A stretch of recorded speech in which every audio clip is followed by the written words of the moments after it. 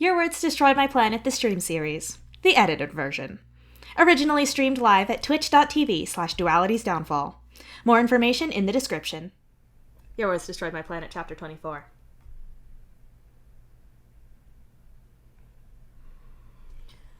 When you walk into your hive on the evening of Fazer's death, you find Gamzee under your bed.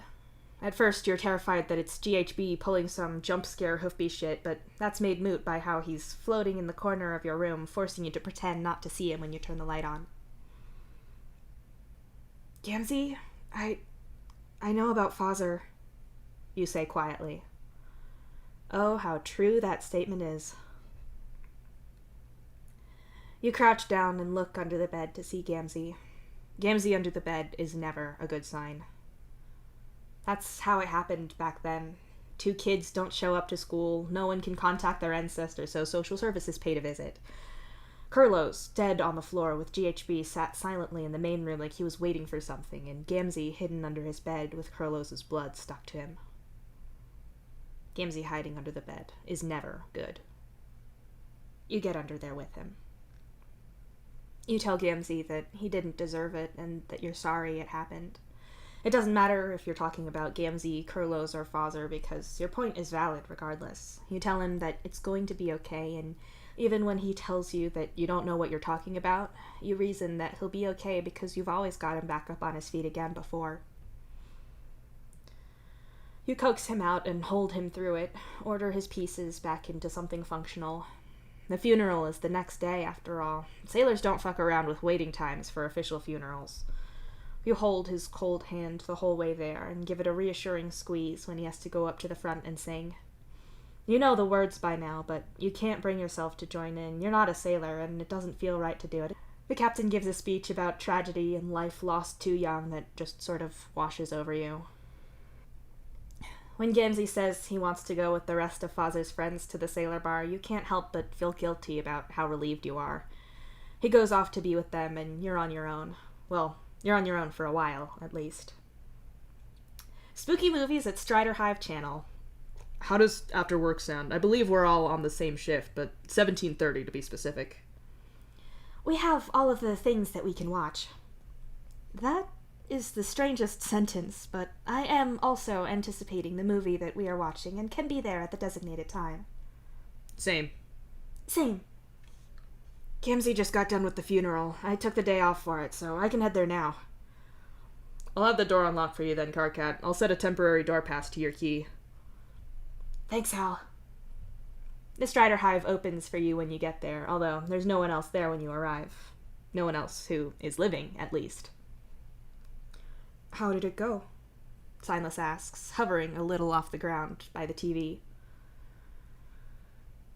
I didn't see anything weird, if that's what you mean. Gamzee's pretty clearly fucked up about it all. He and Fazer were friends, and obviously worked more closely than I'd realized before all of this. You sigh and drop into an armchair. Silas isn't really looking at you, his gaze downturned to the floor.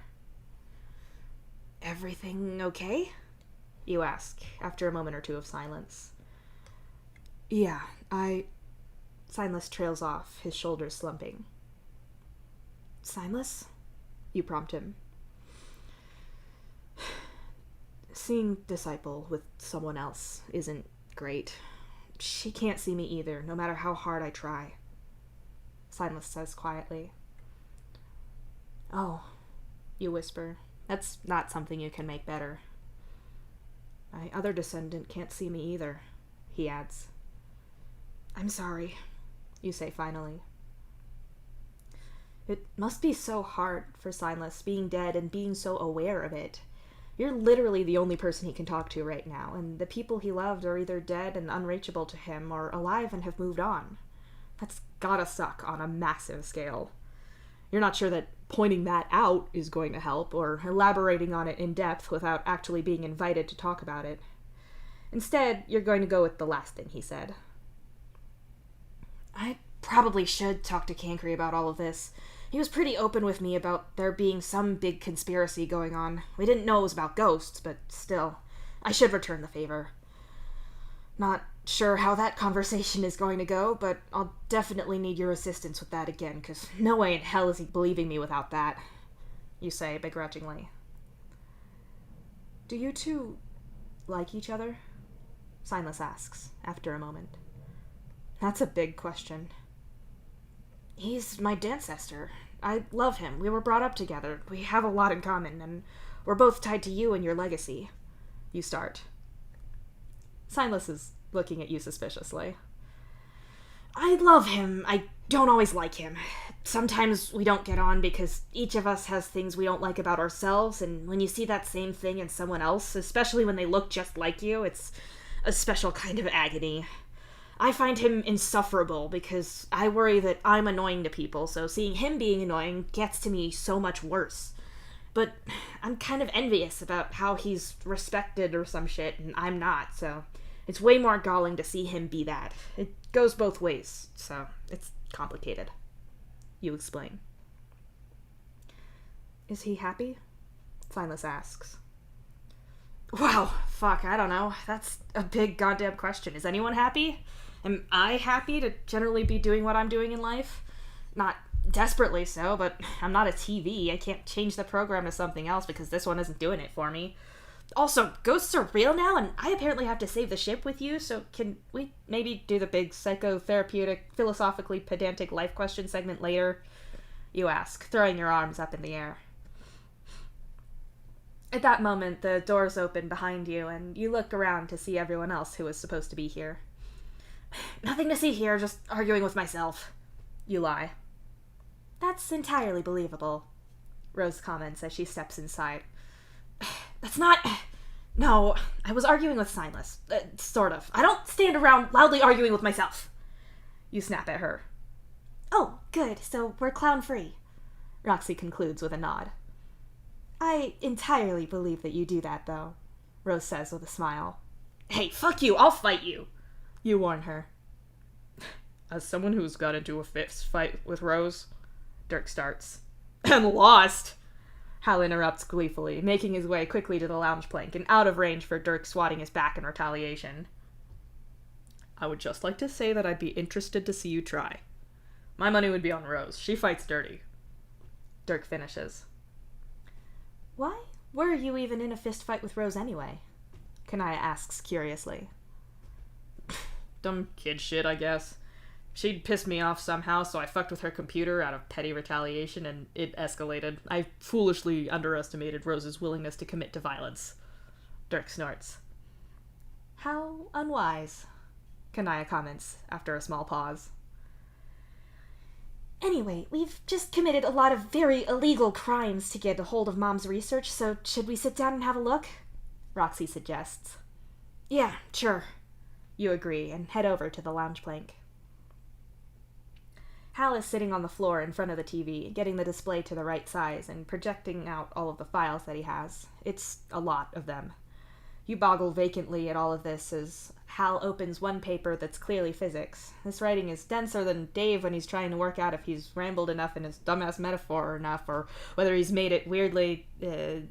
yeah, that one got away from you. You're glad that's an attempted burn on someone who's not here that stayed inside your head and didn't make it out of your mouth.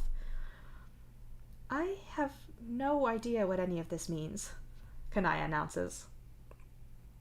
We'll probably have more luck with the annual backup video reports. Those tend to be explained in relatively plain language, Rose says.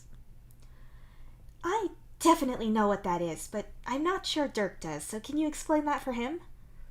Roxy asks hopefully. Dirk, of course, elbows her. Rose sighs, but obligingly explains.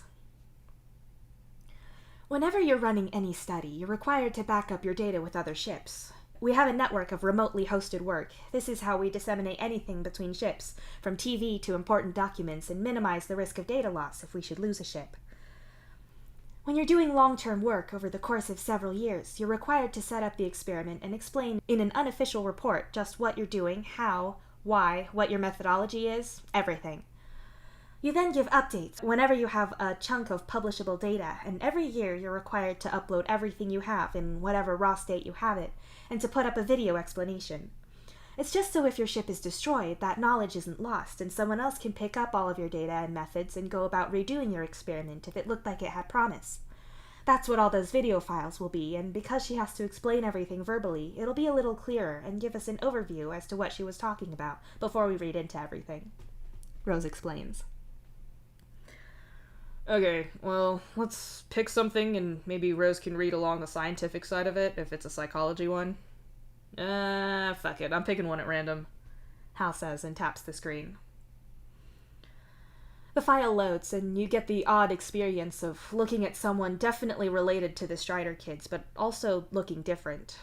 Something about her seems detached, clinical, and cold in a way that you don't think you've ever really seen on any of her kids. Dirk and Hal often have a pretty flat effect that Dave flicks into when he's shut down about something, but that's not cold as such. You've seen Rose work and be professional, but then she's sharp and tuned in, but still warm. This is something else, and you're not sure you like it. Annual Unpublished Research Update 15, Dr. Lalonde says as she leans back in her chair. Long-term subject count is currently at 112, 84 of which are still alive. The newest subjects fit into the same neural patterns exhibited in the previous subjects. I have attached the summary data for these. As I mentioned in my last update, in year 14, I have been finding it harder and harder to acquire new subjects from existing sailor pools. They have become reluctant to engage with my research. Although my research assistant was able to break into a secret means of communication between self-identified balancers, which did enable us to acquire our newest subjects. Dr. Lalonde sighs. Pause it, Dirk says, and the video freezes. So she's definitely doing related research. Rose, what's she talking about with subjects being alive or not? Roxy asks, looking around at her younger sister, although surely the alternative to being alive is pretty obvious and not great. Rose makes an uncertain noise and starts looking through her tablet and quickly starts to read something, presumably the files that accompany this particular video. She was running some kind of long-term study with her subjects as, well, I would say it's an inpatient study, but it seems like they were there involuntarily, though she's tracking a few as external patients too, Rose says in horror as she flicks through information on her tablet. Wait, as in she had people imprisoned for this? You ask in alarm. I think so, yeah, Rose whispers. Hal hits the play button again. Subjects 8, 14, 18, 33, 42, and 43 are still reporting regularly from our satellite vessels. My colleagues on those ships have been monitoring their progress, and it does seem that they are able to reliably keep a ship safe. Data from their neural scans and data from our void tracking systems line up exactly. Progression of the void towards their 3 ships has been significantly slowed. The same cannot be said for our light-light and dark-dark pairings that make up subjects 4, 16, 21, 22, 30, 31 on the light side, and subjects 9, 37, 39, 41, 46, 62 on the dark side.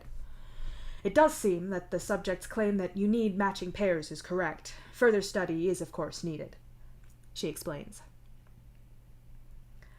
The difficulties I perceive in future tests are as follows. Firstly, in order to be released again into the natural environment, we have to be sure of further compliance and commitment to the study. Attempts to release too early, as in the case of Subject 84, leads to non-compliance with further research. Subject 84 attempted to flee during a ship-to-ship meeting and would have been lost completely if Subject 56 had not informed us of his intentions.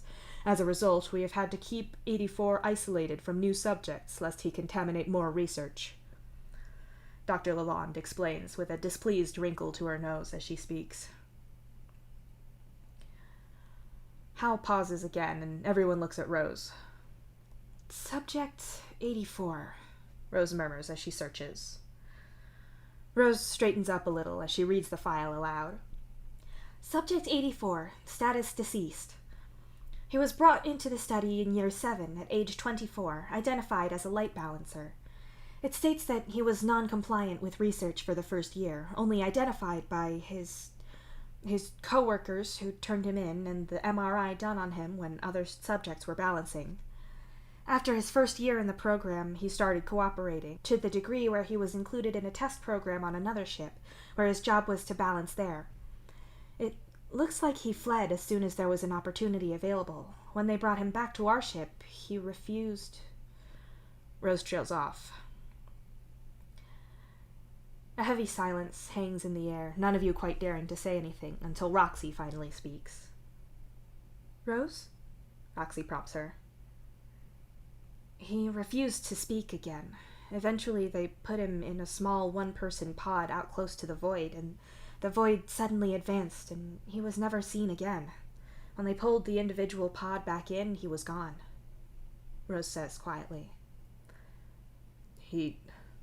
So she kidnapped him against his will. He feigned compliance to be allowed to leave, and when he couldn't escape, she let him die. Dirk concludes. I have a feeling that some of the methods she used to try to get him to comply after that were human rights violations, but that's a pretty fair summation of this mess, yes. Rose nods. Jesus, Roxy says in horror. How is this possibly legal? Kanaya asks. If she had the backing from the right people, she may have been effectively given impunity to do what she liked, and seeing as she looked to be holding people against their will, that seems the most likely situation, Dirk says grimly. So, what changed to get her caught? Roxy wonders. Change in power, maybe? Or she wasn't producing the results people wanted? Dirk says with a shrug. I have to hear the rest of this. I have to know, Hal says, and hits play once again. On screen, Dr. Lalonde starts to talk again. The second conflicting problem is that these balancer types seem to emerge naturally in what I can only characterize as an almost immune response in a large group of people. Although that presents more research subjects going forward, it does muddy my data, leaving me uncertain as to whether changes are due to my own subjects or to newly emerged balancers or some mix between the two, she says with a sigh and leans back in her chair once more. On the upside, I have improved our method of tracking the void and have actually been able to publish several papers on the matter. And ships that have been using my new methods have had significantly fewer issues, which also means that I have better data for locating subjects for the study and better data to compare the progress of my research subjects on our satellite vessels.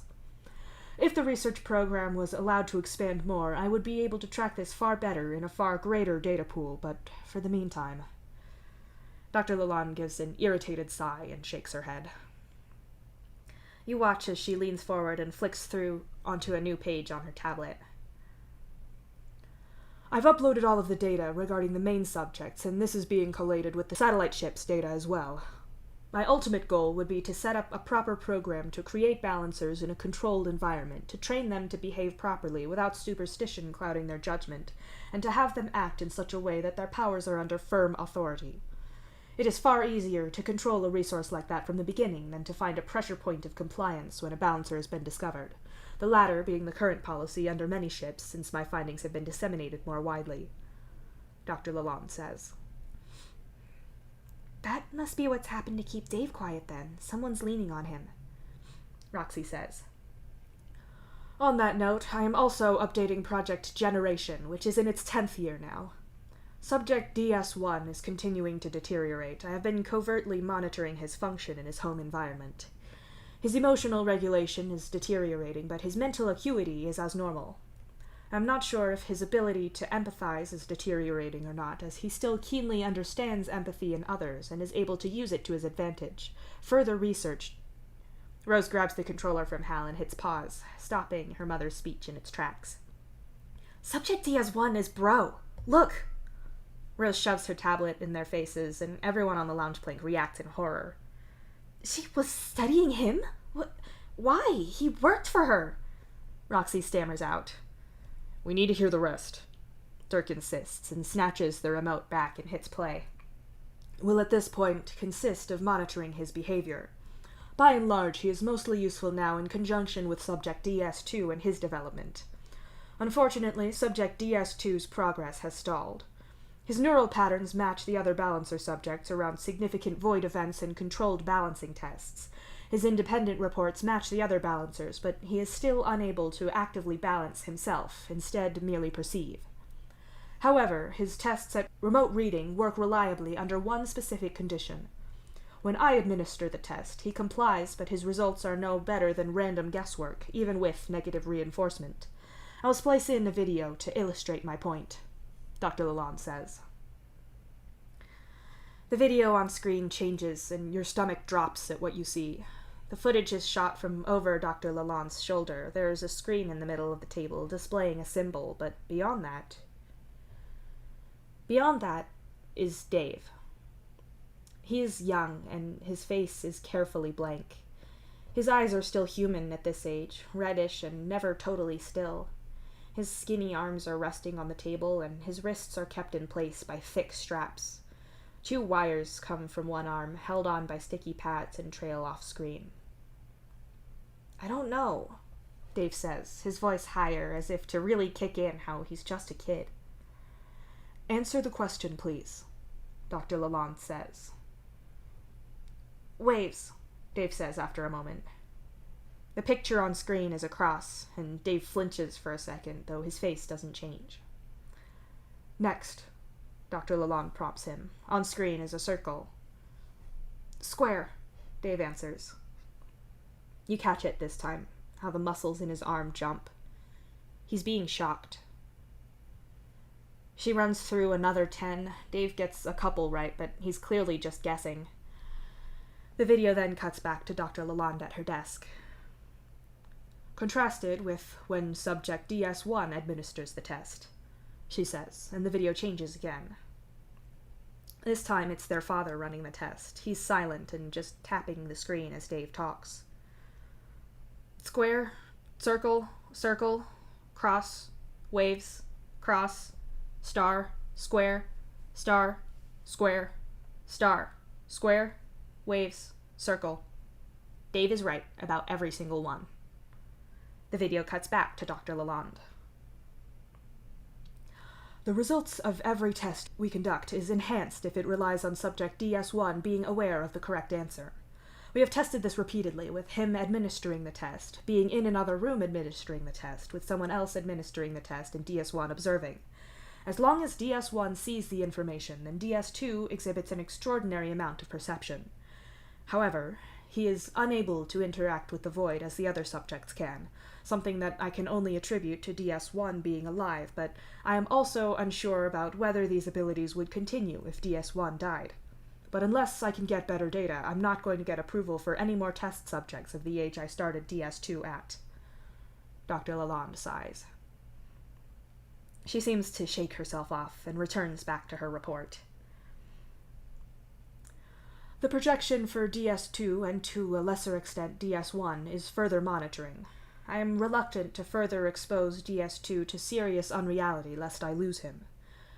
Repeated exposure to the void and its unreality field has so far had no further effect on either DS1 or 2, which suggests that whatever connection was forged required only the first instance. The reaction occurred once and does not exacerbate further. I'm hoping to acquire more subjects for the main study, of course, and I am putting together a proposal for another whole-ship exposure experiment, though my attempts to use civilians have thus far been shot down. Perhaps when I come to write next year's unpublished research update, I will have better news, Dr. Lalonde says, and with that, the recording ends. She's a monster, Silas says, though you're the only one who can hear him. She was studying him this whole time and we never knew. She was studying Bro, too. What? Roxy whispers in horror. He was supposed to be worse, but this is so calculated. Did she actually... Dirk scrubs through the video file to get to the point where Dave isn't giving the right answers, and yeah, he's definitely getting an electric shock there. Hal scrambles to his feet and sprints from the room. Based on the fact that he's just ran into the bathroom, you're pretty sure he's just thrown up. He never said anything to us. Why wouldn't he say anything? Roxy sobs. Hey! You bark out at her, getting to your feet. We're not doing that. He was a kid, and she was clearly not just in charge, but she was his mom. That's an obscene amount of power to have over someone. Besides, We don't know if she threatened him. This is absolutely not on Dave at all. You insist. They always did try to turn us against each other, Dirk whispers. Who approved this? Who allowed this to happen? Kanaya asks. He was a minor. Mom and Bro both could give parental consent, Rose says flatly, scrolling through the tablet without looking up. What are you looking at? You ask, pretty sure you're not going to like the answer.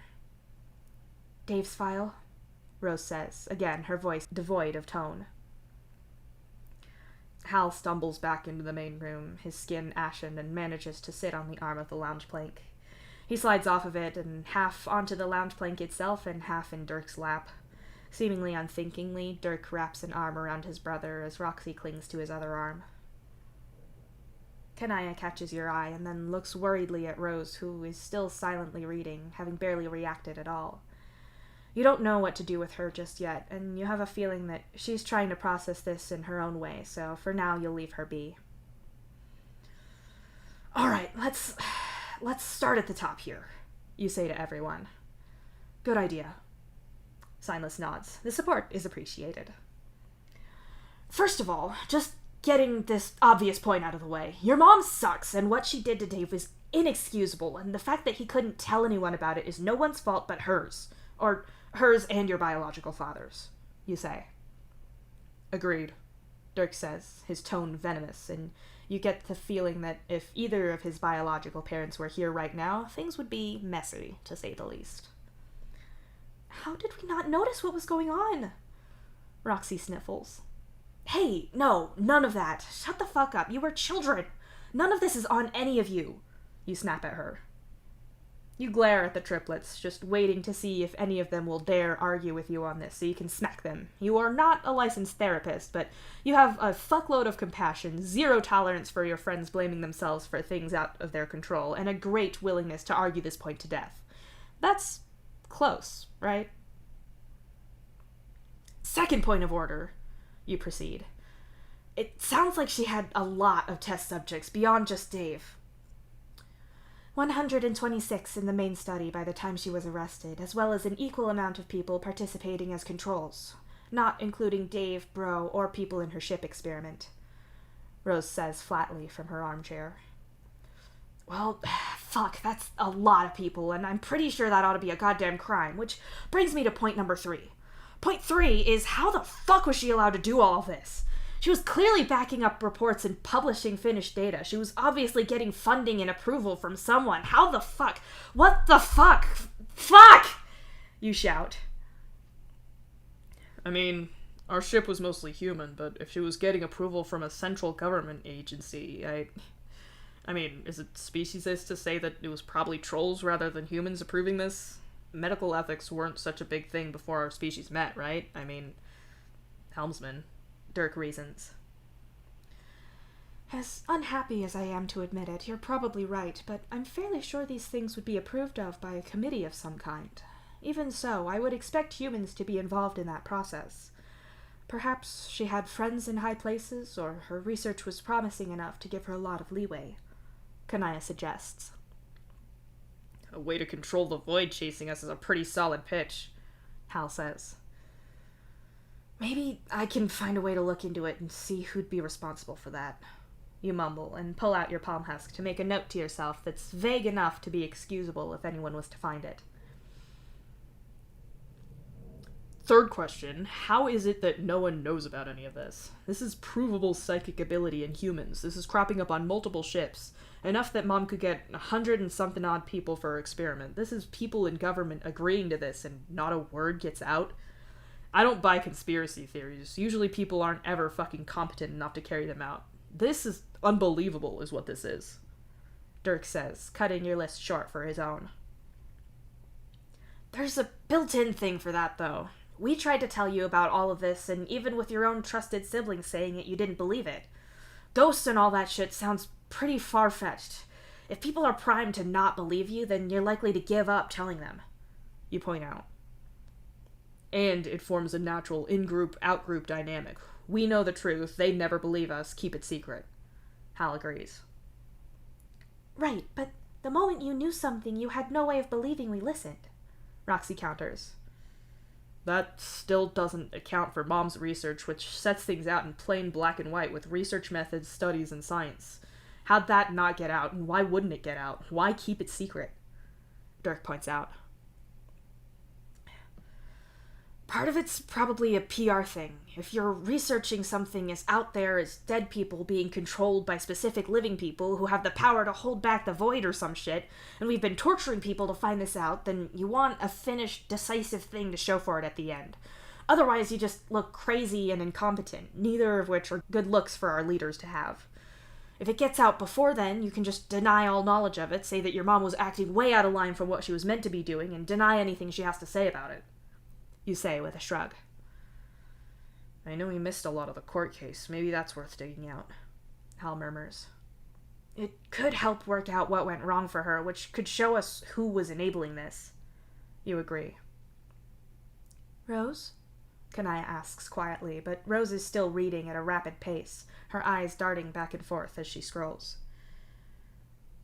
Rose, you're kind of quiet, Roxy points out ever so carefully. I have a file I need to play, Rose says, and flicks it from the tablet to the screen, making you sidestep around it so you can see it. Once again, it's Dr. Lalonde sitting at her desk, though it's clearly a different day. Based on the timestamp in the corner, it's several years prior to the last thing you watched. This is Dr. Lalonde recording for the setup to Project Athenian Loom. The purpose of this project is to test the specific hypothesis that knowledge of the void across a ship predisposes a ship's population to interactions with the void.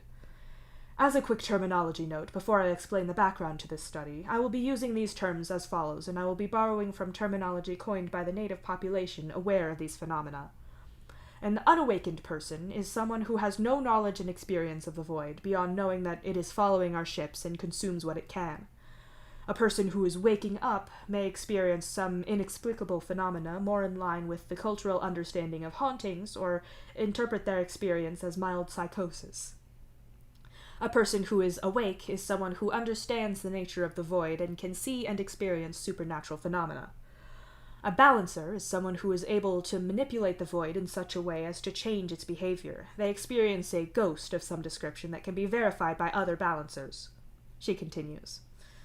So, I'm a balancer, you're all awake, okay? You say quietly and nod. It is the opinion of many balancers that awareness of the void in any state of wakefulness can act as a beacon for it, and it hunts out people who specifically reach for it. Their argument is that it is then safer for people to not know. In Appendix A, I have included multiple interviews from balancers on this subject. Dr. Lalonde says. So, it is a conspiracy then. They're keeping it quiet. However, balancers have a natural bias in this regard. They are more likely to come into contact with people who are awake or waking up, and so they're more likely to hear about negative interactions with the void than they are with the general population. In addition to this, people who are only at the stage of waking up will likely not understand the reasons they're experiencing unusual phenomena, and are far more likely to put this down to their own spiritual beliefs, mental illness, lack of sleep, or any number of other causes, and not widely broadcast their experiences.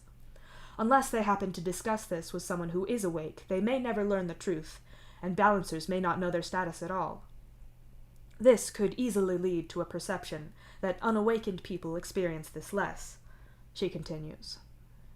That makes sense, right? But then, what about what happened to Vicari? My initial proposal had been to inform 5 ships of equal size with identified balancers about what we know of the void, of alignment theory, of what can happen, and what experiences manifest.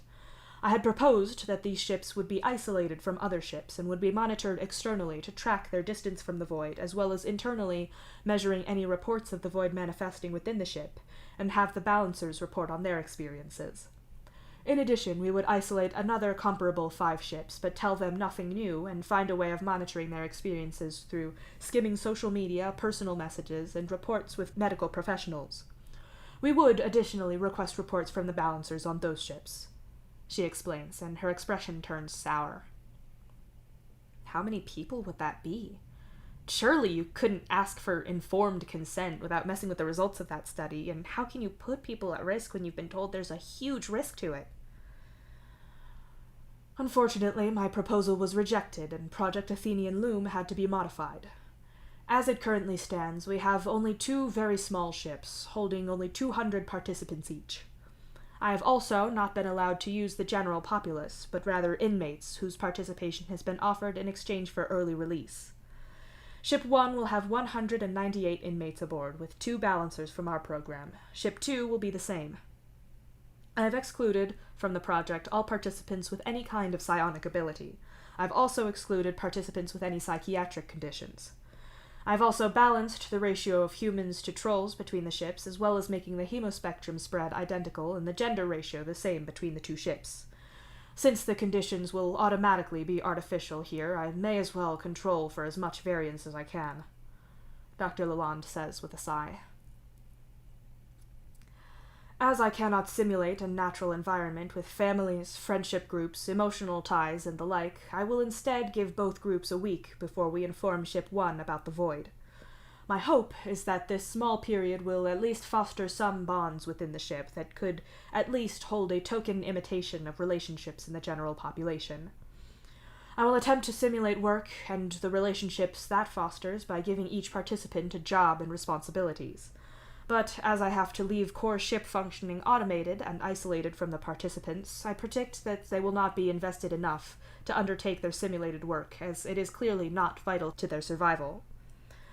I also anticipate other less favorable results from caging a population of inmates. However, this project aims to ascertain whether being awakened leads to more negative interactions with the void than the control group, so I can only hope that I have done what I can to get reasonably clear data on that, even with such a small sample size. Dr. Lalonde sighs, and the clip stops playing. You all look at each other uneasily. So, obviously that's a really limited, badly designed, and unethical study, but what happened? Hal asks, his tone wary. Rose doesn't answer, but instead flicks another video file over that starts to play. It's their mother again, but she looks stressed and irritated. There's a half-full glass of something at her side that looks a little stronger than you would expect in a professional setting. Maybe it's just water and ice, but generally speaking, people don't serve ice water with an olive in it. Dr. Lalonde leans forward on her elbows and breathes deeply for a moment before starting to speak in a terse and frustrated tone. This is Dr. Lalonde, reporting post-Project Athenian Loom. I have attached in the appendix the full data sets for both ships insofar as they exist. As I predicted, on Ship 1 and 2, there was very little take-up of the makeshift work, so that part of the experiment cannot reasonably be expected to map onto real-world experience. During the first week, there were a few fights on each ship, but nothing serious, and about what I had anticipated, given the subject pool at hand. Both balancers reported that things were fine in terms of interaction with the void, which is to say, very minimal indeed. Our readings, which again are attached, showed that the void was progressing at about normal speed, and we would regard neither ship as being dangerously close to the edge of the void, she says, and pauses to sip her drink. Yeah, people don't usually sip water quite like that.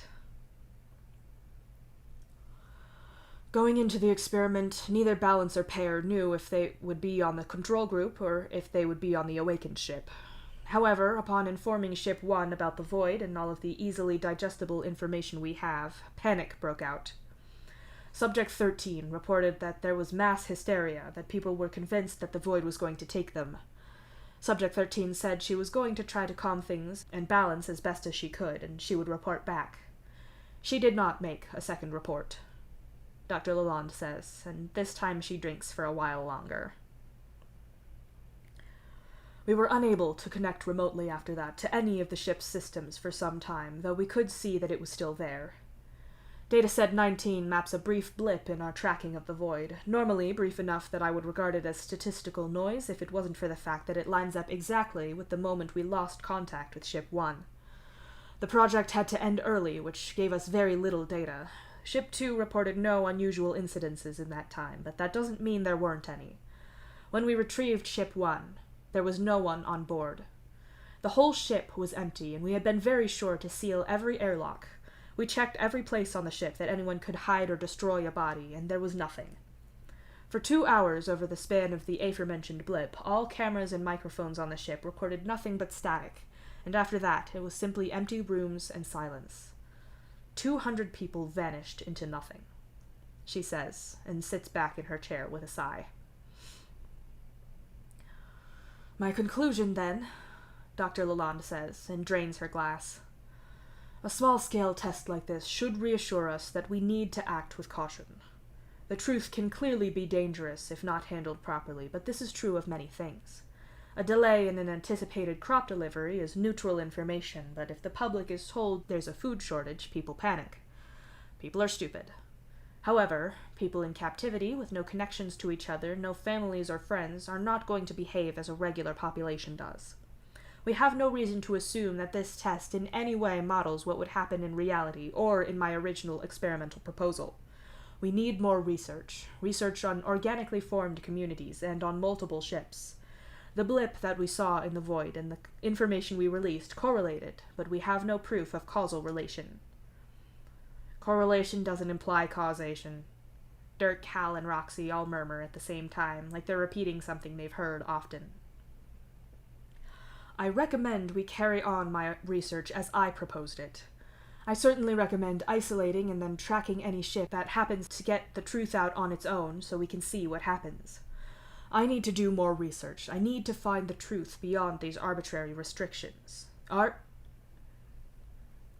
Dr. Lalonde's hand tightens around a pendant on her neck for a moment before she continues speaking, worrying the pendant between her fingers as she does. I cannot find out the truth of the void and protect our species if we are too cowardly to do the science properly. I urge the committees and higher-ups to listen to me and allow me to find a solution to this problem, she says firmly, and with that, the recording cuts off. I'm going to assume research that suggested the whole ship knowing about this could make everyone vanish into thin air has put quite the incentive on people who do know about this to not talk about it, Kanaya says. Probably state secret level, which is a good reason for us to not get caught stealing these files, and I'm very glad we were very careful about it, Dirk says with a wince. Don't talk or you might kill everyone you know and take the whole ship with you. That's a pretty coercive threat, you say with a wince.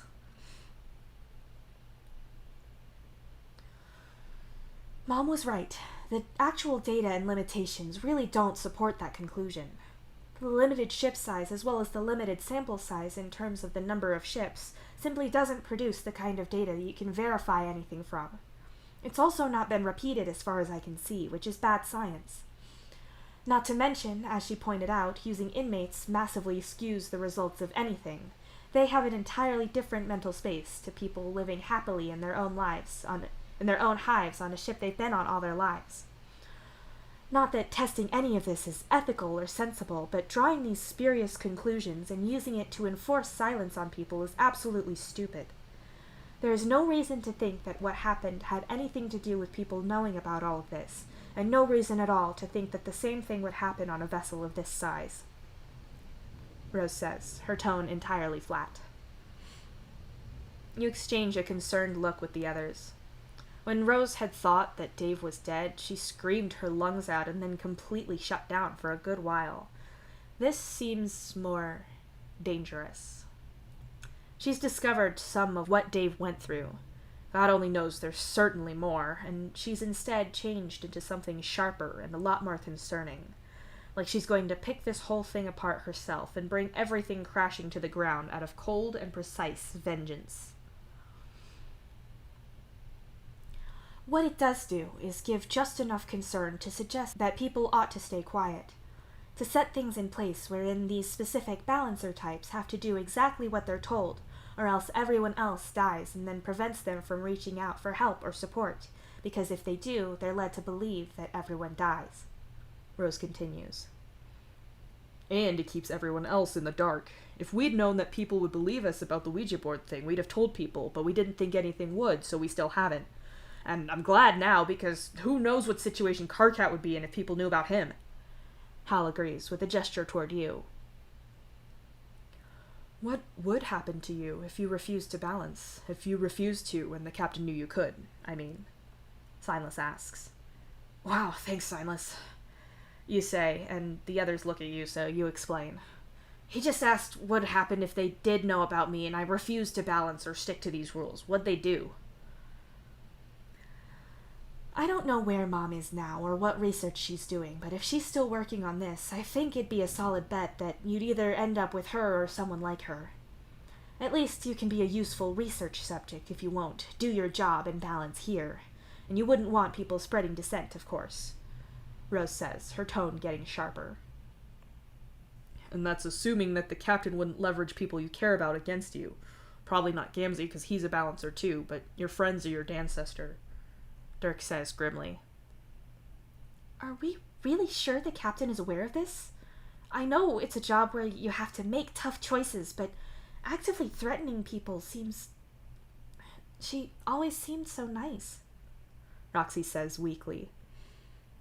One way to find out, Rose says with a shrug and starts to type. On the screen, a search starts running for Atuin. 3 different results pull up. First is a profile. Subject 64, Silum Mayfort, Dark Align Balancer on the Satellite Ship Program. Loaned out to determine how balancing works on other vessels. Psychological profile deteriorated year by year, developing into substance abuse and eventual death.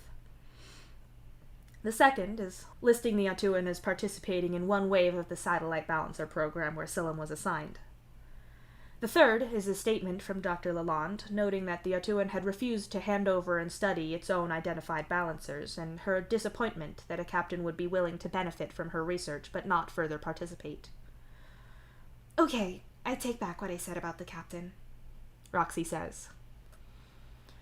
A silence falls among your group, and you can feel the thought that's not being spoken. If Dr. Lalonde was experimenting on Dave, and a whole bunch of other people, if she sent someone to the ship before, then is that the reason the 5 of them ended up here? Was this somewhere that people could keep an eye on Dr. Lalonde's kids for her, or on Dave specifically? You don't voice that thought. It's too much. It's too awful. So, Kanaya says, after a long silence, balancers are clearly a known thing on this ship. The captain is aware and has participated, which means she's aware of your mom's research, so she likely thinks that the conclusions of that small-scale test were accurate and is therefore keeping things quiet. So, what do we do about it?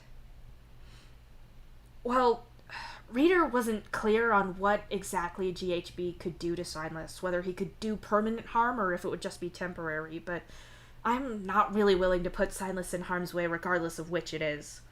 I also have to work out how to balance and see if I can do that to keep the ship running until Dave and Aradia come back, all while not getting caught, you say. If we tell people about this, we could get in a shitload of trouble, but if we don't, then Dave is stuck in this hell with no way out and no ability to get help. Hal reasons. But I would say we have a responsibility to tell people. I, for one, don't feel comfortable knowing that my safety is bought with the suffering of others. I don't know about Aradia, but Gamzee and Dave have been through awful things, and the idea that we're profiting off of that somehow makes me sick. This secrecy benefits no one except the people in power. I am no happier about exploiting balancers than I would be on a ship powered by a helmsman. I won't live off of someone else's agony, Kanaya says firmly. She talks like Mom, Silas whispers, which is heartbreaking, but you have a more practical problem to deal with right now. We tell people anonymously, leak the information, Rose says simply. Well, wait, hold on, we need to think this through, Dirk says, getting to his feet. What's to think through? Hal demands. In case you forgot, the whole reason we listened to Karkat was because he knew about classified intel. We're not supposed to talk about it, but we're already breaking so many laws, so we might as well, Dirk says, and Roxy nods. The reason this specific mission to Somnos was such high priority is we really need to be able to build a new ship, and fast. We're coming up to a planet called Skya. Its people are carapacians, the same species as Reader. If we do something that topples the power structure on the ship, they may well scrub the mission to try to bring Dave and Aradia back sooner so the ship has all of its balancers, right? But that means not getting as much raw material for the ship as we can. If we don't have space for these people, then they're going to be left behind on their planet and consumed by the void. Lives are literally on the line here, Roxy explains. Oh, great! More stress! Just what we needed! You say, a touch hysterically. Counterpoint to that, if we do this when Dave is back, then he might potentially get the blame for this. Not being on the ship gives him a pretty solid alibi, Hal points out. So we spend the meantime gathering as much data as we can, building the case that we can, and then we leak the most damning and emotionally compelling evidence right near the end of their mission. Minimizes resource loss for the new species, and burns everything else to the ground. I will personally hold every one of these assholes responsible, and I will rip them apart, Rose says coldly, her fingers digging into the arm of the chair. There has to be protocol for this. If they suspect that knowing about the void is dangerous, there's gotta be protocol to stop that information spreading. Sure, you could filter data communication, but not when ships meet up. We may well end up cut off from the fleet or deemed pirates if this spreads, Dirk points out. They may well call us that after I kick the captain out of an airlock, Rose hisses. Okay, maybe take a step down from murdering my grandmother-in-law. We're all pissed, but we have to be smart about this, Dirk says sharply. Oh! You say loudly as a thought hits you. The others all look over at you, and you realize you need to explain. Cancri was saying that there was this big, a group of people that were, held above other people, and he couldn't work out why. It was a conspiracy, but they had no ties of social connections or blood color. That has to be people who know about this and people who don't, right? The captain knows, so the people working closest with her have to, surely, but I could ask him who he thinks is in on this, and it could give us a starting point of who's involved. You explain hastily. That's not a bad idea. Are you going to tell him about Signless? Kanaya asks. I think I have to. Even if I need to pull off more stupid tricks with him to convince him. You explain. So for now, we carry on as before. We only talk about this or do research when Karkat is nearby to keep watch. We act normal, and we don't blow this whole thing up and without knowing more. We'll arrange to meet up regularly, and I think after a while, when we've all had time to think about this, we need to vote on what we all should do. Roxy says. There's a general consensus of nodding, although Rose's agreement is very grudging. You get the feeling that she'd prefer to start throwing people out of airlocks now if she had her way. Rose, what are you thinking? You ask her warily. I want payback for what's been done to Dave, and I want to be sure that he's going to be safe. It's just going to take time, and I want to continue staying here so I can read as much as possible about what happened so that I can do that, Rose says, her voice stiff. I guess I'll stay here for a while so you can read, but try not to... You trail off. What can you say? Try not to burn yourself out too much on the clinical details of how your twin was tortured for powers he never asked for, written by the person responsible, who happened to be your own mother. Try not to be upset by that too much. Try not to have an inappropriate reaction to all this. No, Rose is entitled to whatever answer she can get and whatever feelings she happens to have about it. I don't think I can keep looking at this. Not right now. I think I need to go home and think about all of this, Roxy says quietly. We could go to Dad's, Dirk suggests. It's not lying if we say we're worried about Dave, Hal adds. It's funny, you've always thought about the Striders as a family, a big unit together with both their blood family and adopted. But in this moment of trauma, they've fractured. Rose is grasping for any trace of what happened to Dave, and the triplets have pulled together like magnets. Old comforts, maybe. You're hardly one to criticize, so you all agree to meet back up whenever any of you suggest another movie in your coded group chat. You sit down on the lounge plank in the spot recently vacated by the older Striders and compose a message to Cancri. Hey, Cancri, I can see you're at work at the moment, but I'd really like to meet up as soon as we can. Karkat, nice to hear from you, but I'm not entirely sure what you are looking for here. Could you express your needs in a clearer manner, if possible? Do you remember you coming over to my hive before and the conversation we had then? Certainly. Oh, is this related to that? No, I just thought I'd bring it up for absolutely no reason at all, just to waste everyone's time. Yes, it's related! There is no need to be snippy about it. Look, can I come over to your hive when you're done with work or not? If this is urgent, I could come home for lunch in an hour. That would be great, actually. All right, I will see you then. Well, I'm gonna meet Cancri in an hour. I'll see what I can find out about that. You sigh. Can I talk to him too? Silas asks quietly. Sure. I can relay anything you say once we get past the whole him not believing me part. You tell him. Maybe I should go have a look around his hive in more detail. Find things you shouldn't be able to know. Silas says after a moment of thought. That'd be helpful. Do you know where he lives? You ask. I found him already. I'll go now then. Silas nods and walks off through a wall. Bye, then, you mumble. Looking back at your friends, you see both Rose and Kanaya watching you, Rose looking at you over the top of her tablet, and Kanaya giving you a straightforward look of concern. That is very disquieting to watch, Kanaya says slowly. Sorry. You apologize. It wasn't a criticism. I'm not saying you can't do that around us. It's just odd to see only half of the conversation, she explains. Well, he's gone now, so you don't have to worry about it. You tell them both. Rose is already back to reading, and you share a concerned look with Kanaya. What are you reading now, Rose? You ask after a few moments of heavy silence. Dave's file from the beginning.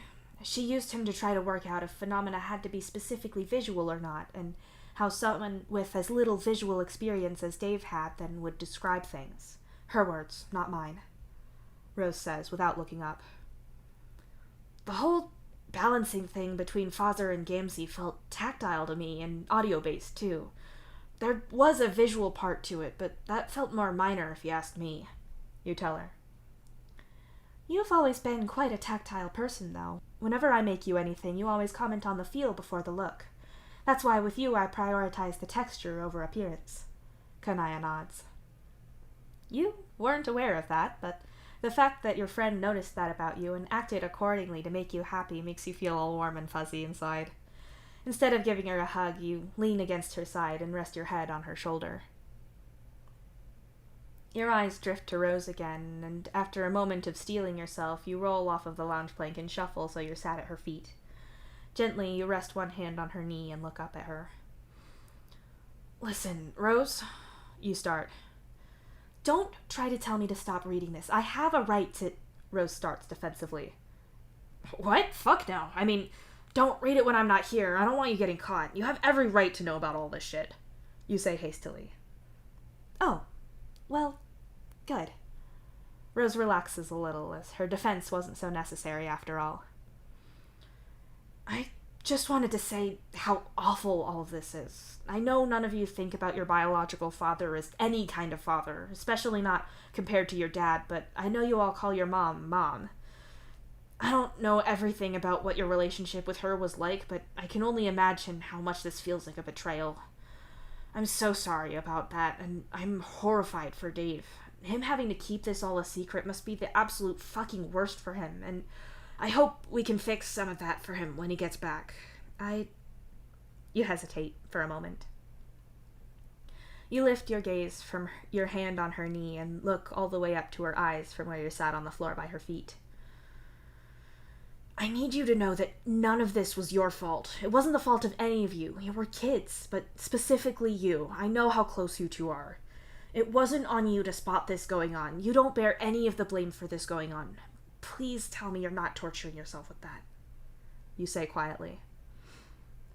Rose lowers the tablet into her lap and doesn't quite meet your gaze as she talks. I'd be lying if I said I wasn't going to think about that. I'm sure I will be awake many nights thinking about signs I missed or wondering if I could have figured this out sooner, but right now, all I can do is learn everything about what happened and make a plan to keep Dave and the rest of you safe going forwards. It may be that he still has to balance, but doing that out of an altruistic motive is totally different from the situation he seems to be in now. I can't fix that if I'm busy blaming myself for stuff that happened. Don't get mad, get even, that sort of thing. I intend to make the people responsible pay and to save all of the balances from their fate, you included, Rose says firmly. You do appreciate that. You'd definitely rather just help people instead of having the captain pull you into her office and literally make you an offer you can't refuse. You thank Rose ever so quietly and squeeze her into a hug that you hope is reassuring, then you let her get back to reading because you're pretty sure that's what she needs to do right now. You leave Rose be and go sit on the arm on the far end of the lounge plank, only for Kanaya to shuffle closer just as you'd pulled your palm husk out to take a look at it. To be honest, you're not even sure what you were going to do. You feel like you should be doing something, though. I don't wish to pry or meddle, Kanaya starts. Oh boy, if you have a reputation for meddling in people's romantic lives and problem solving for them, then Kanaya definitely does. Honestly, she was your co-conspirator for that kind of thing in a lot of your teen years. A two-troll intervention team. She absolutely does want to meddle in whatever she's about to say. What are you going to do in regards to Gansey? Kanaya asks. I don't know. Practically speaking, it'll be easier to not get detected if I stay away from him as much as I can, and if I can keep Silas away from me when I'm there, but I can't avoid him too much, both because that's suspicious, but also because his friend just died, and as far as he knows, he's on his own on this ship, trying to hold everything together, and stuck with the ghost of his ancestor who murdered Kurlos right in front of him. Reader said that Gamzee didn't have great control over GHB. I can't leave him alone with that. He's my Moirel. You sigh. But he didn't tell you about any of this. He lied to you, Kanaya points out. Yeah, but he was a kid who apparently got manipulated by at least the captain, if not a bunch of other people. We're not blaming Dave, so we're not blaming Gamzee. You remind her quickly. Kanaya gives you a look. It's the kind of look that says she knows you're avoiding the issue, that you're dealing with one problem and ignoring another. Maybe that's true. Alright, probably that's true, but there's fuck all you can do about it now. If Gamzee's the only thing holding this ship away from the void and doing the best he can against his ancestor, then you're hardly going to go and kick his legs out from under him. Like, hi, my diamond. Sorry about your friend dying and the crushing responsibilities on your shoulders, but I'd also like to break up with you. You can't do that.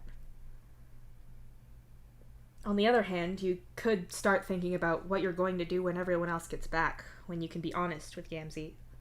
That's going to need some thinking about, but in all honesty, you'd think you'd prefer to do that in the privacy of your own head.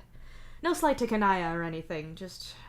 it's a long relationship. It deserves real thought and not you bitching about him to your friend. It's complicated, you say to her finally. Kanaya nods, accepting this for the subject ender that it is, and moves on. My real concern is working out who's involved in all of this. The captain knows, but who else? I'd be really interested to know what you and Cancri can work out, Kanaya says. Well, interested, but also dreading the answer. We don't know how much people know. If the captain took one of Dr. Lalonde's subjects, she obviously knows about the tests, and I can't look at her the same way knowing that, but have other people just been told some things as facts and the exact methods for how people know things as classified? You say. I dread to say it, but Nepeta is in charge of the sailors, along with Palapa.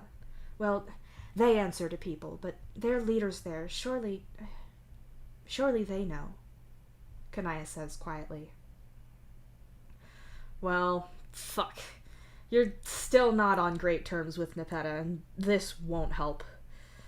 Kanaya's right, though. If this is tied up with the sailors as much as it seems to be, then surely Nepeta has to know something about it. Nepeta's... I mean, I've known her my whole life. If she knows about this, it has to be that she's been told that people will die if things get out. There's no way I can see her knowingly exploiting and threatening our friends, right? She wouldn't, you say, and shudder at the thought.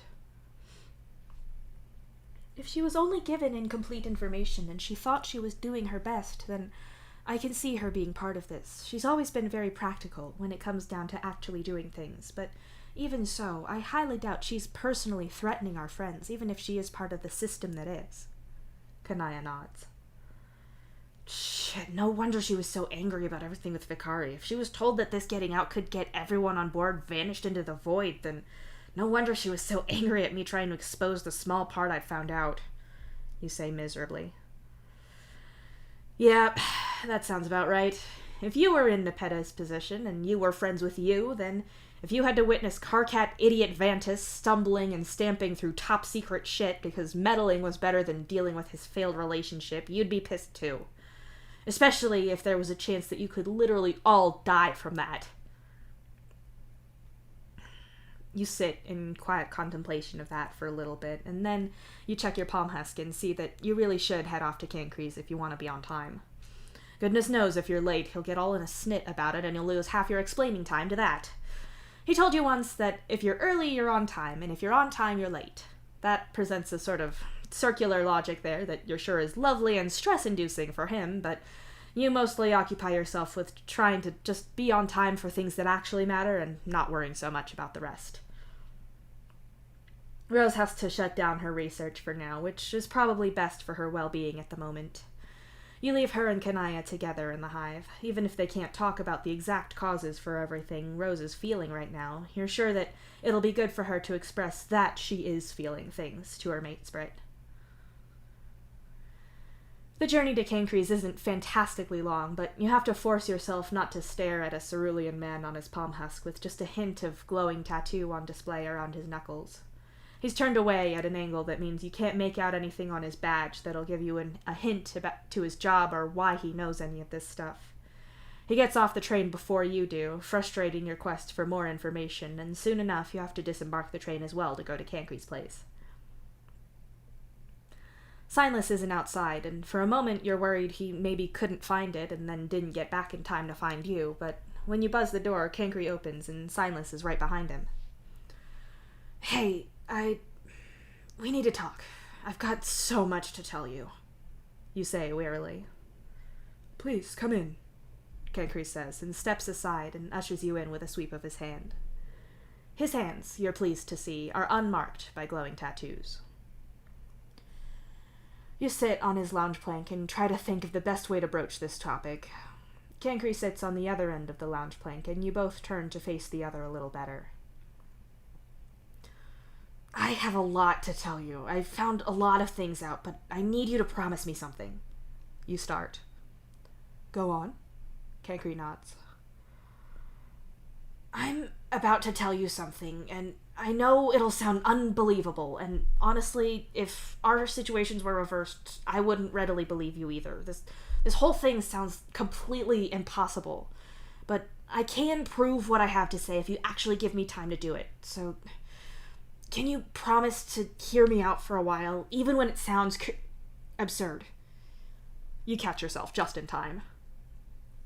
Cancre is very firm on certain words not being acceptable. Crazy is one of them.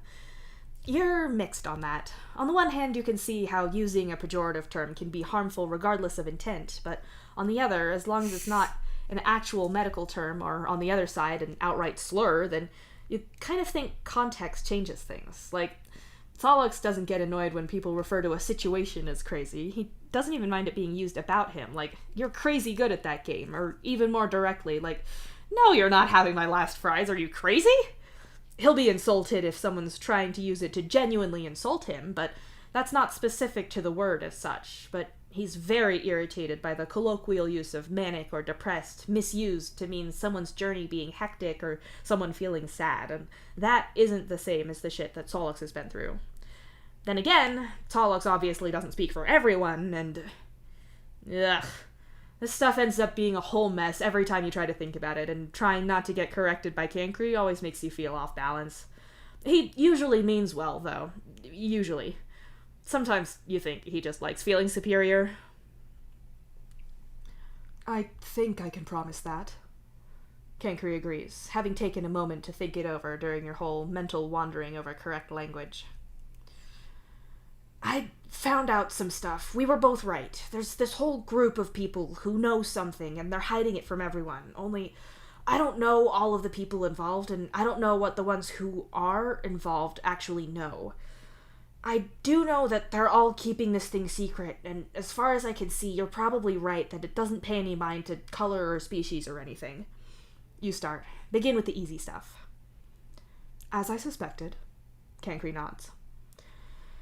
The next part is the part I need you to hear me out on, because I know how it sounds, you say warily, and glance at Signless, who nods. Cancri is waiting patiently, so you steel yourself and go for it. So, our ancestor died, but he didn't really go anywhere. He's a ghost, and I can see him. And I promise this is related to the other stuff. No, I'm not lying and making this up to make fun of you. No, there's no hidden prank camera or something, and I'm not having some mental break or anything. I have witnesses who saw this stuff, and people who can confirm that Silas has seen things that I couldn't see and told me about them. I can genuinely prove to you that he's standing right there, seriously, you say, waving your hand to the place where Silas is standing. Kencri's expression is hard and irritated. He absolutely doesn't believe you. I wouldn't believe me either, I know, but I need you to trust me, you tell him. I can tell you everything he has on his desk in his respite block if you want, Silas offers. Yeah, okay. Look, Silas has been in your respite block. You know that I haven't. I mean, I've been in your hive all of, 5 times since you moved here? I've never been in there, and you've not got me access, and you let me in. I didn't meet you here, so I couldn't have got in there and seen. Would that prove anything? You ask.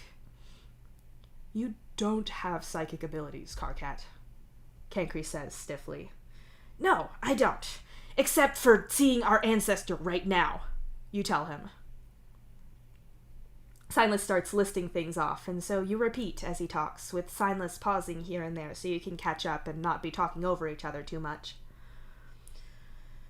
Your desk is over on that wall over there. It's gray with black edges. You have 4 books up against the wall on your desk, held up with a glass paperweight. The books are... You pause for a second as Silas sticks his head through the wall and continue as he reads them off to you. Shrunk and White Elements of Style, Hemo-Anonymity, A History, Unplugged in the Atomic Age, and a green book without a title on the spine. It's like a handmade kind of... Oh, wait, is that Disciples' book? Cancri is staring at you like he's trying to work out how you did that. It is. How... You got in there somehow, or put a camera in there, Cancri says with an uneasy look on his face. How and why would I do that? You know I'm not fantastic with tech despite trying, and you can't even say that Solix was helping me because he's literally on a planet right now.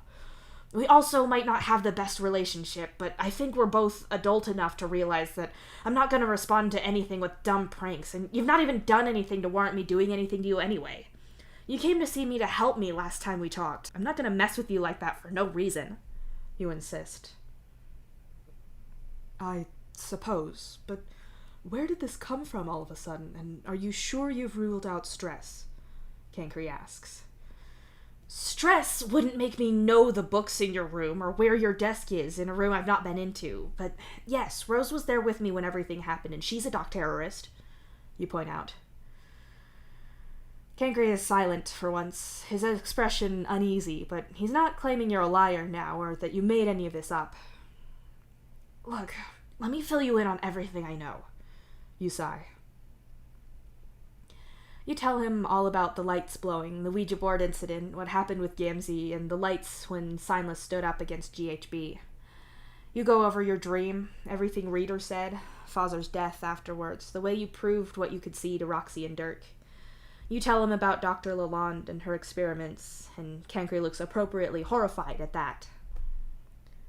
I Honestly, I am not sure where to begin with all of this, Kankri admits finally. Yeah, it's a whole mess, you agree unhappily. Could you ask him something for me? Could you ask him if he's happy? Signless asks quietly. Fuck, that's a big question, but okay. You grimace. Carcat, Kankri says scoldingly, probably out of sheer reflex. Signless wants to know if you're happy, which, like I said, is kind of a big question, you say, ignoring Kankri's reprimand. So, he's really here? Where? I realize I can't see him, but it seems rude to address him without knowing exactly where he is, even if he is dead. Is dead insensitive? Differently alive, perhaps? Kankri asks. I'm dead as shit no matter how he says it. I appreciate the thought, but it's not really the point here. Signless sighs, and you choke back a laugh, making them both look at you. Sorry. He's standing right here. Hold on, I'll hold my hand in front of his face for a second, in case you want to try for eye contact. You say quickly, and get to your feet and hold your hand out. Kankri obligingly looks in the right place. Actually, that feels a little better. Thanks. Signless smiles. It's a little more like he's alive again, maybe. Also, he said that he's, and I quote, dead as shit no matter how you say it, and that he appreciates the thought, but it's not the point here. Talking to him is weirdly like talking to myself and you at the same time. You laugh as you sit down again. Did he really say that? Well, I suppose he's from a different time, and anyway.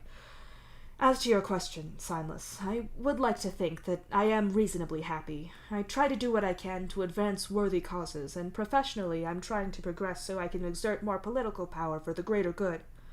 It's frustrating that I've hit this wall of not being aware of all of this going on, but perhaps at some point I can advance past that.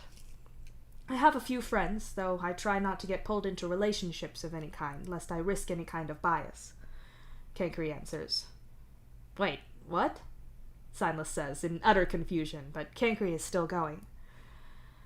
I try to keep myself well-read, and I do enjoy that pursuit, so that brings me happiness. I do try to keep in regular contact with Porum and Mulin, and in my free time I help moderate a movie warnings database to help other people, so I feel reasonably fulfilled, I think.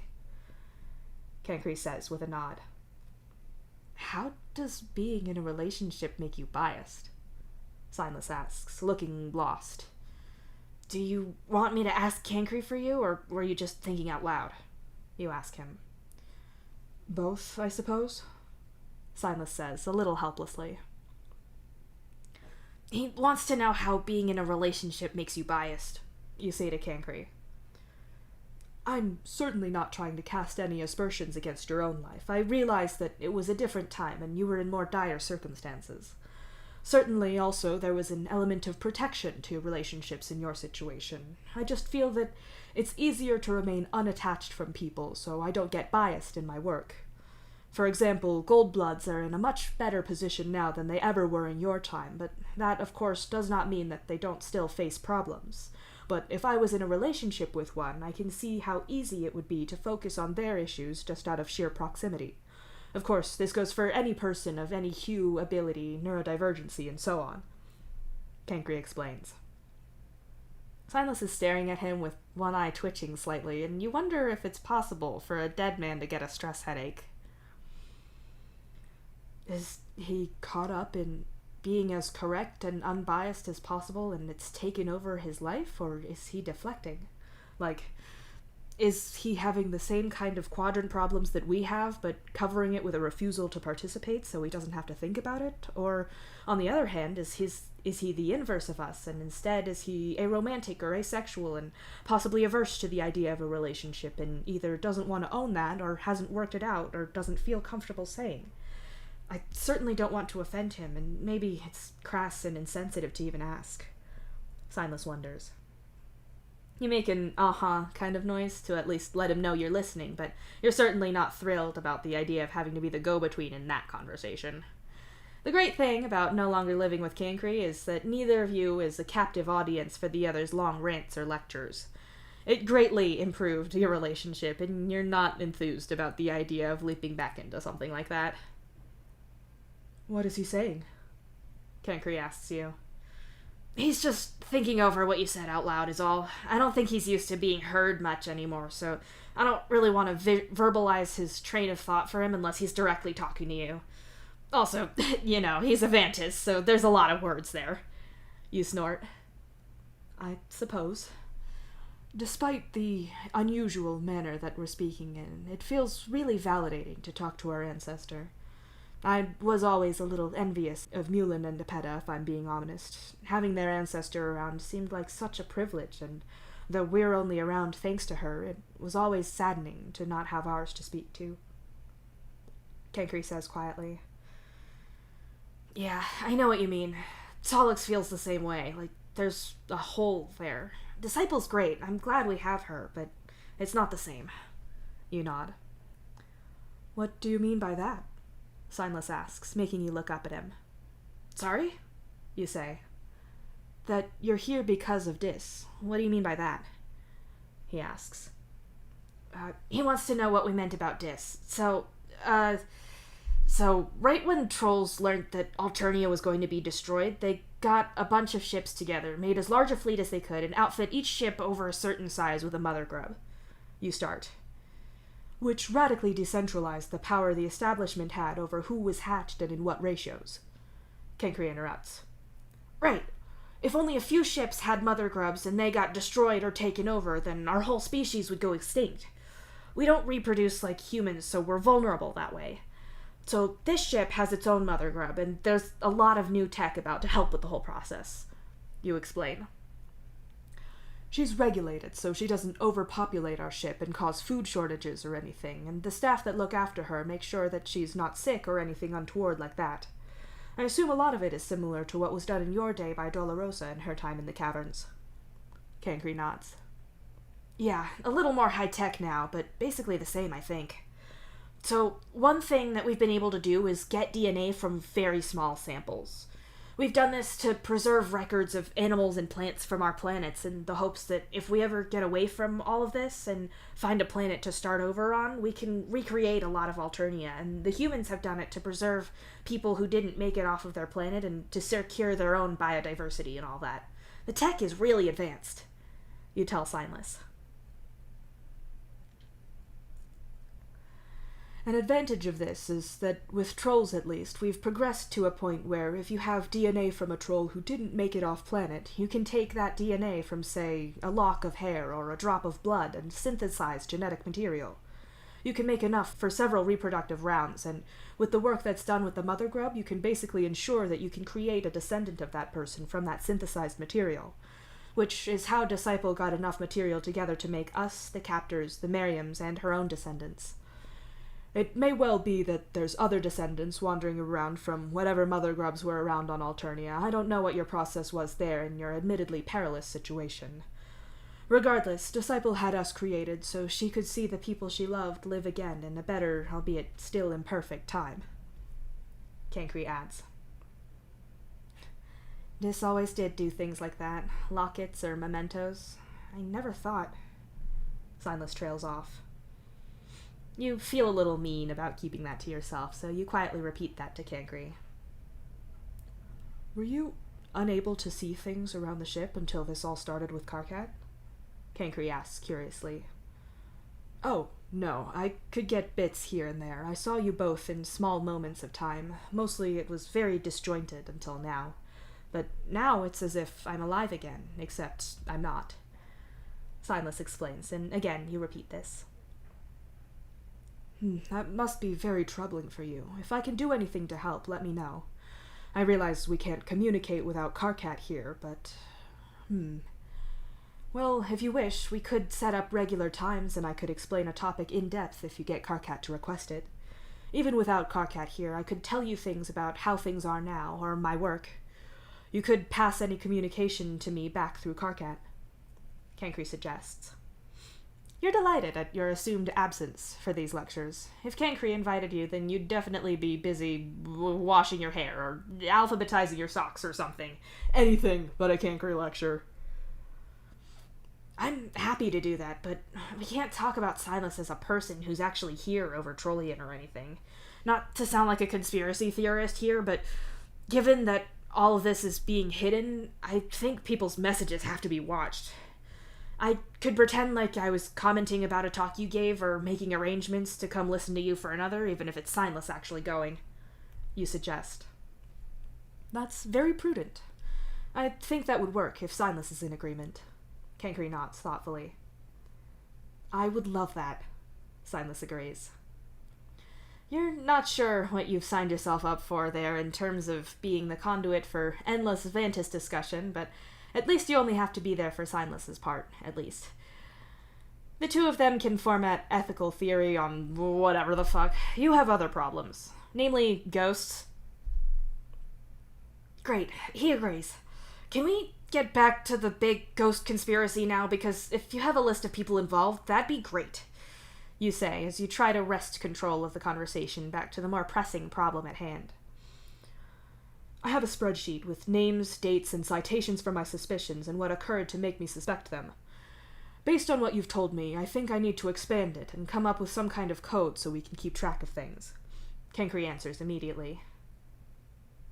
You stare at your ancestor for a wordless moment, the emotional exhaustion of all this crashing down on you at once, and making your vision misty with unshed tears.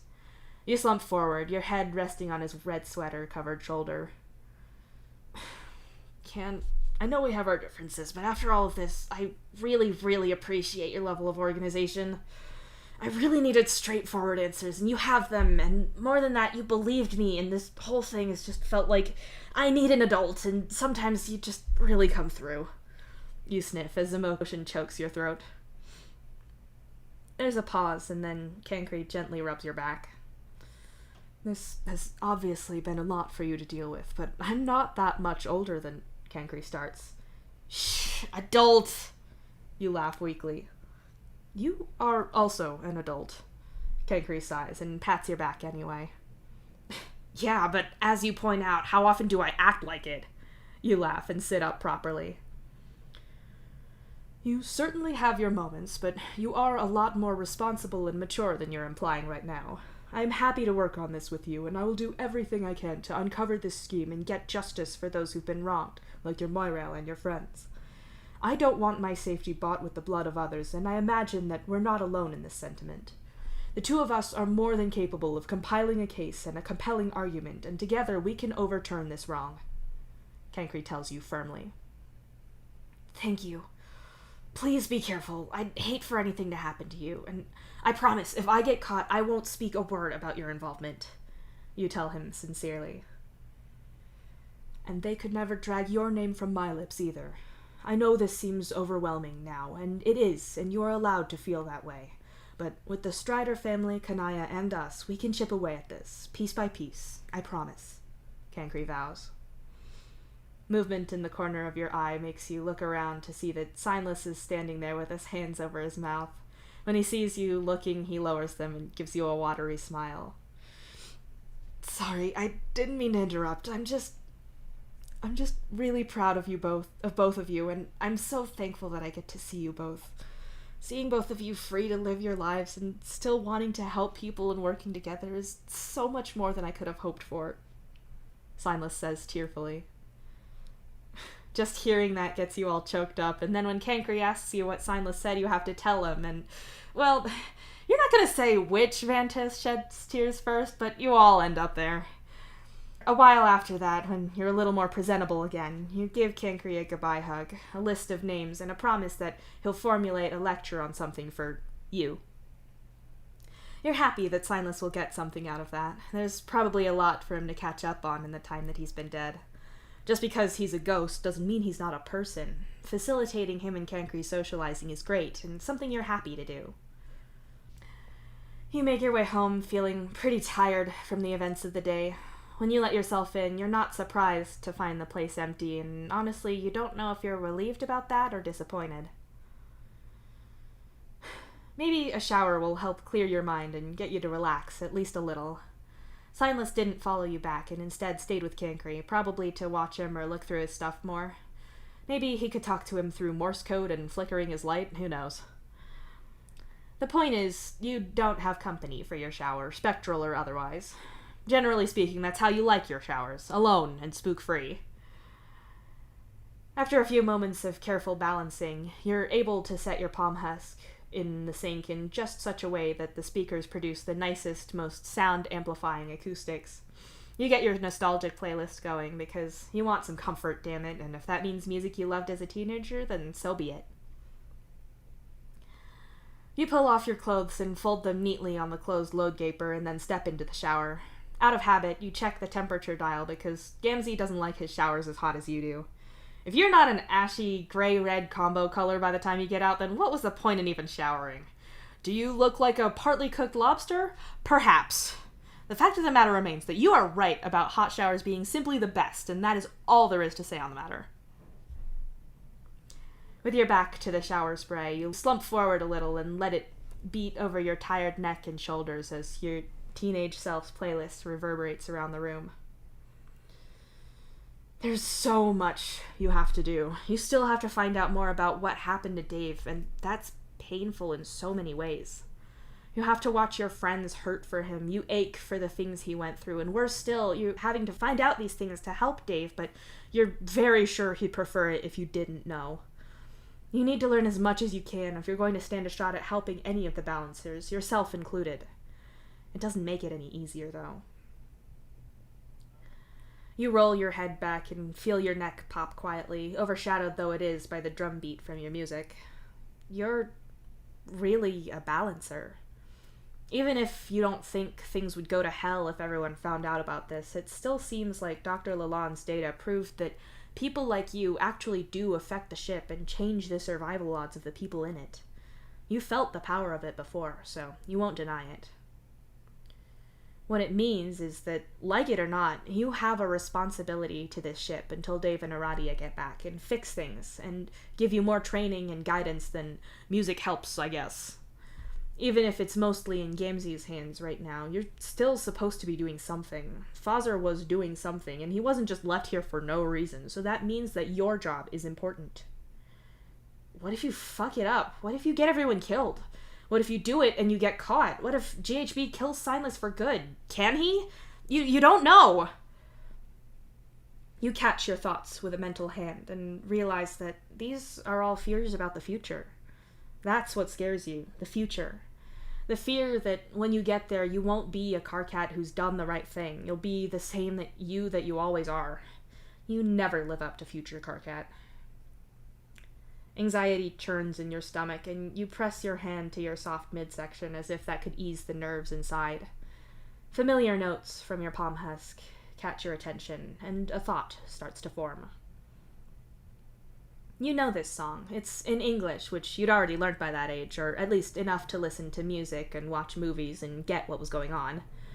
Now, of course, you're completely fluent, but you'd know the meaning to this song by heart anyway. It's a song that came up in your history class in your school feeding. The end of your respective worlds is widely covered in your history classes because, of course it is. It's a sad and fascinating topic. Humans were a far more interesting case, though, because trolls had spaceships and everything well in advance, so moving sub-adult trolls off of Alternia and onto ships wasn't incredibly hard, although no doubt those deemed unfit were left behind.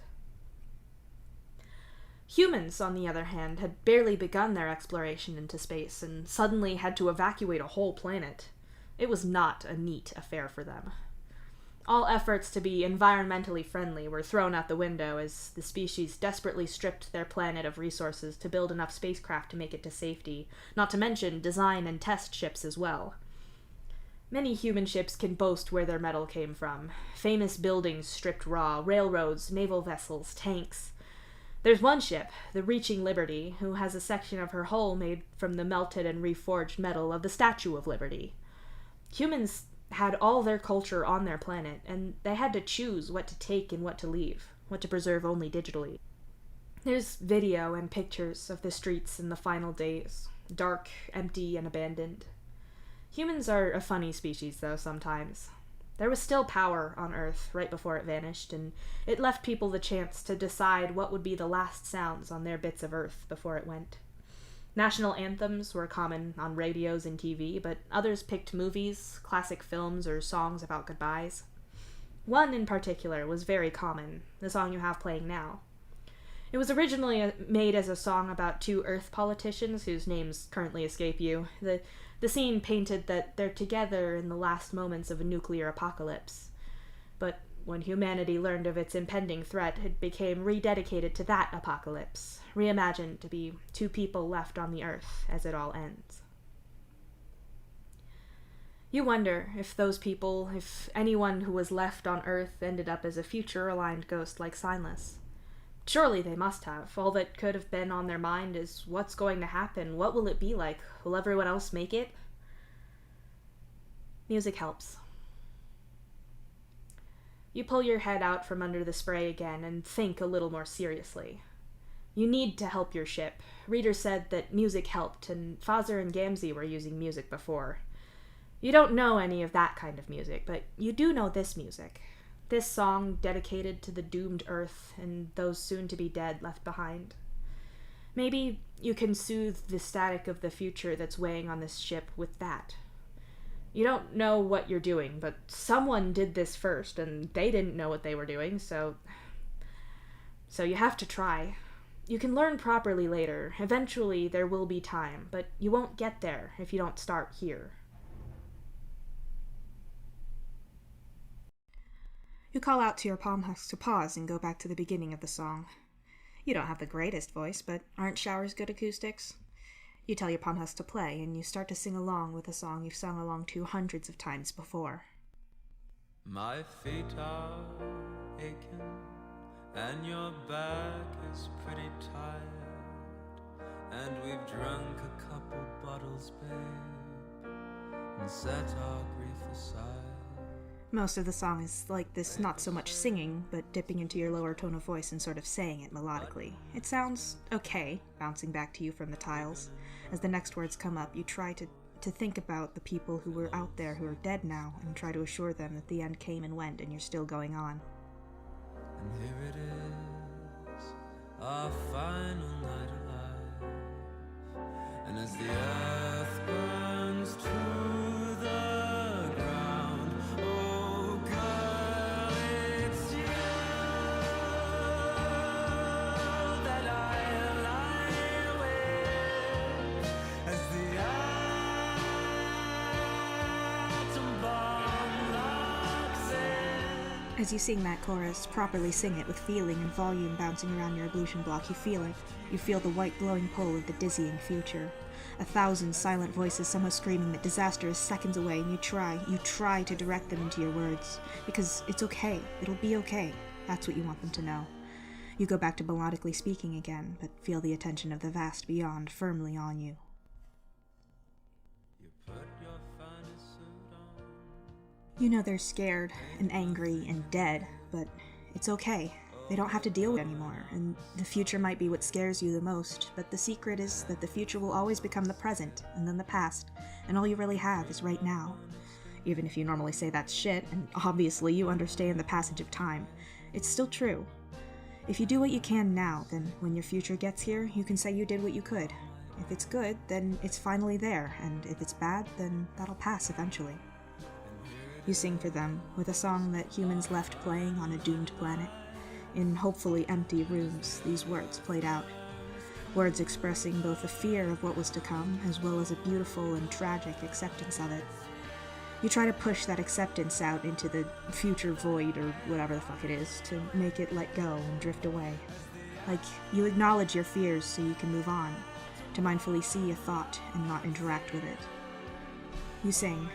It might be bad, it might not help, but you're doing what you can, and you want to think that that's enough. You hope that it's enough.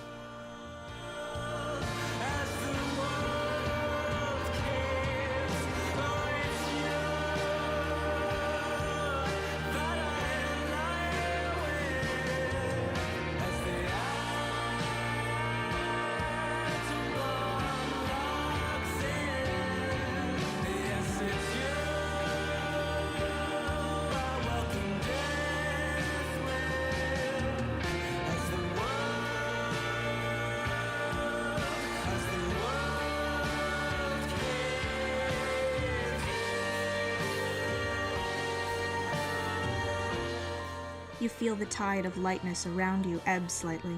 washing off of you and down the drain. You repeat the last line softly and emotionally. as the world caves in. And then shut your eyes, completely and totally exhausted.